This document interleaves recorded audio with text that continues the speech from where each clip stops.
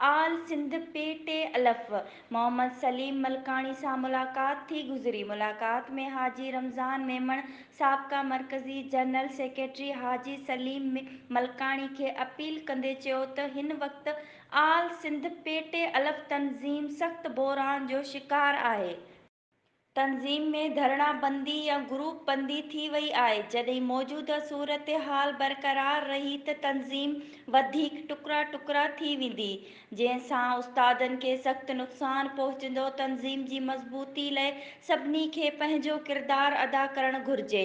उन मौक़े ते साबिक़ा मरकज़ी जनरल सेक्रेटरी मोहम्मद सलीम मलकानी चयो त आल सिंध पेटे अलफ़ तनज़ीम एशिया जी वॾे में वॾी तनज़ीम सां जको हशर थी रहियो आहे।